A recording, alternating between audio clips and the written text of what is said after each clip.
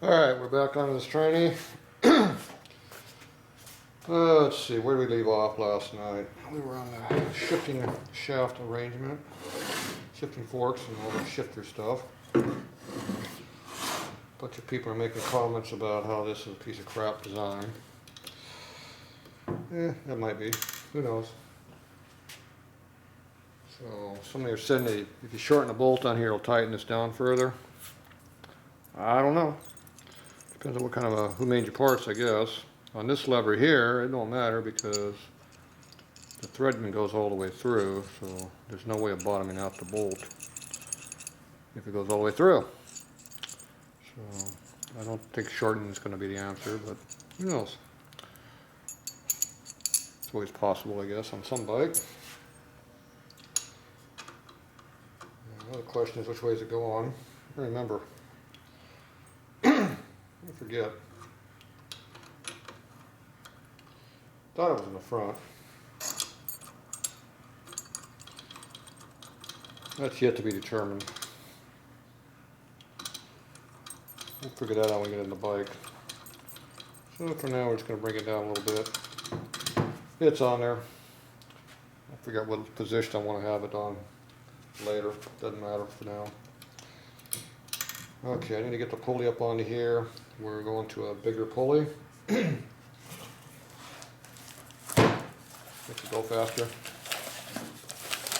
So I think I wanted the ratio stock we calculated out was around 360 something ratio overall. Put this on, it drops to 349. That's what it was. Something like that. There's FXRT over there, was right in the middle. 354 or something overall. So with a bigger motor, a little bit taller gearing, will probably be okay.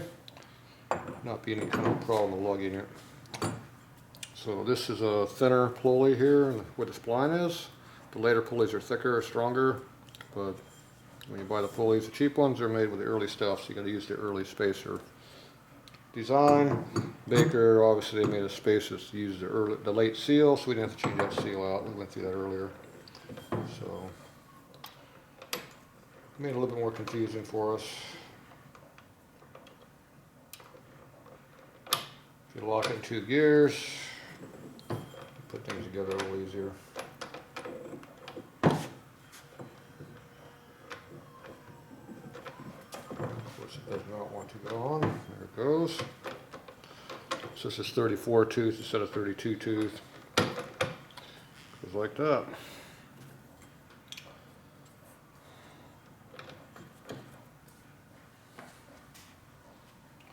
You put the big nut on it. I use this red Loctite on it. I don't use those stupid locks.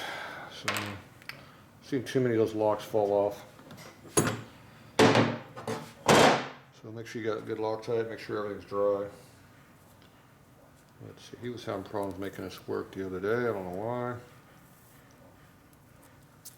Seems to be working just fine for me. That part. I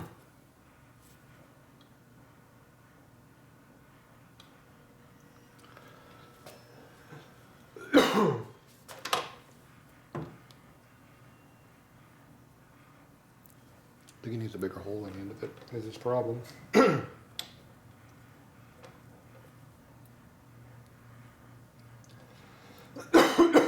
Yeah, throat's dry. We'll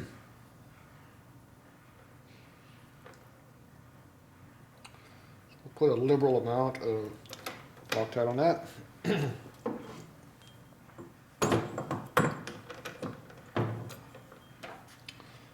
We'll do the same for the nut.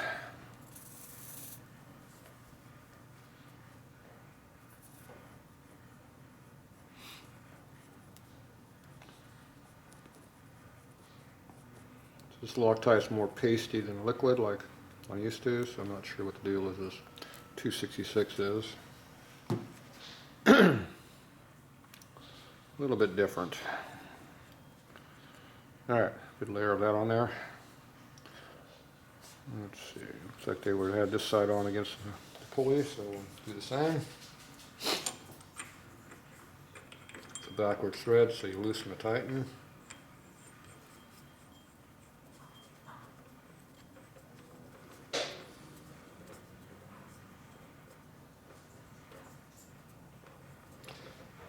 I was like putting these on there now so you can tell what's going on when you put them on. Okay, put it in 2 gears at once, locks the tranny. Go that direction.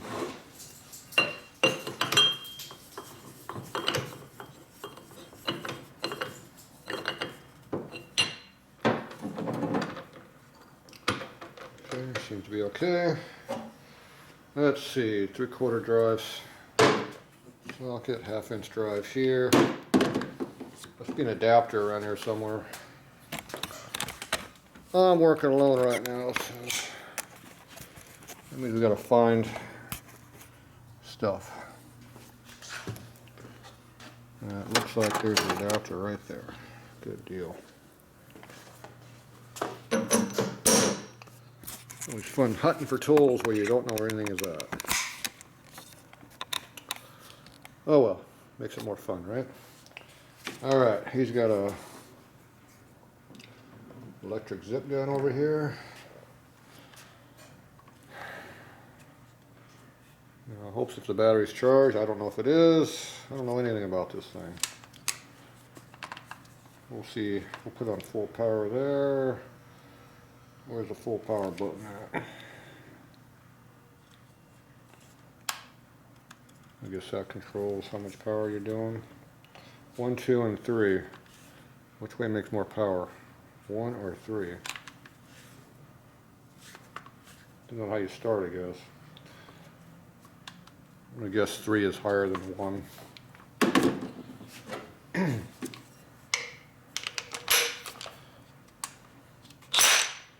Okay, it rotates that way.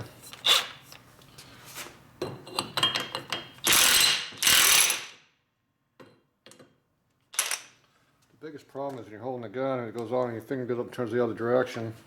It doesn't help.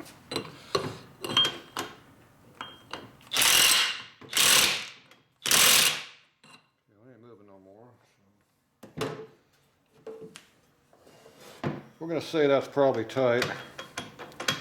I can tell the nut was still going a little bit. It feels like it's got some torque on it. If you go too much, you break things. So let's see if we can break things. Seems to be pretty tight. All right, we'll go with that. If it doesn't work, it's his tool problem. Nothing wants to come off. There it goes.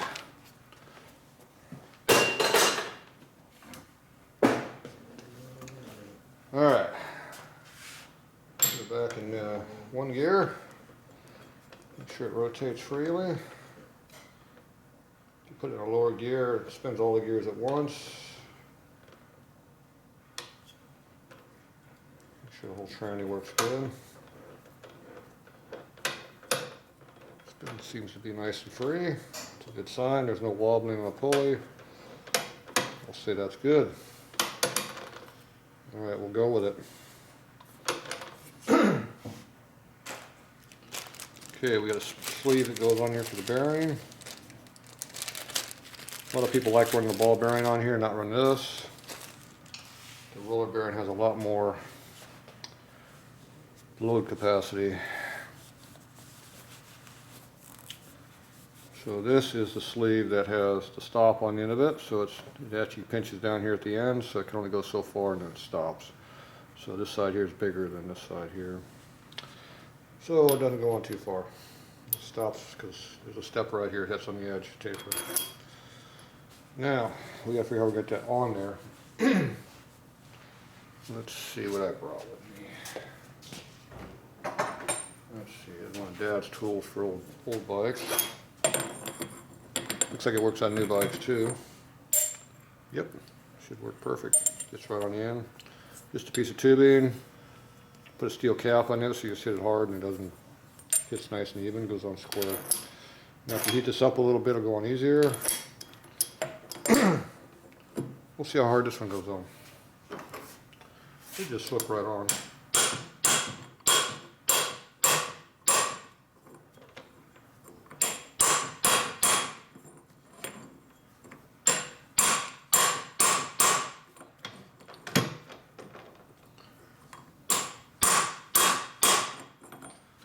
Lots of little hits is better than big ass hits.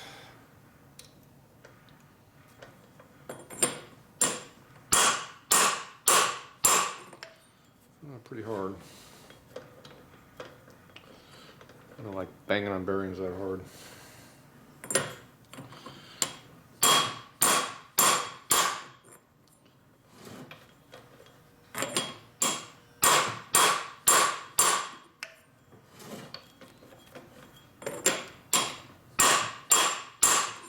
If you heat up to 400 degrees, it'd probably go on easier. It is what it is.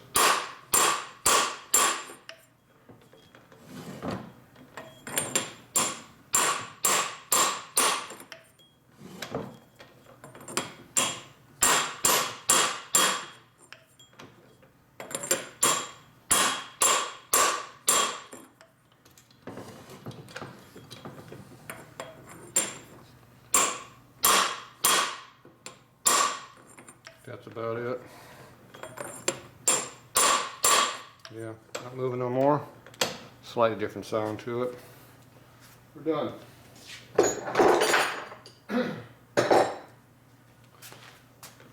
Alright. Still works nice and free. We've got a big gap between the gear and the back of the spacer back there. Back in there, so you don't worry about hitting anything. So you don't get any seal back there or any other issues. Alright, that should be good.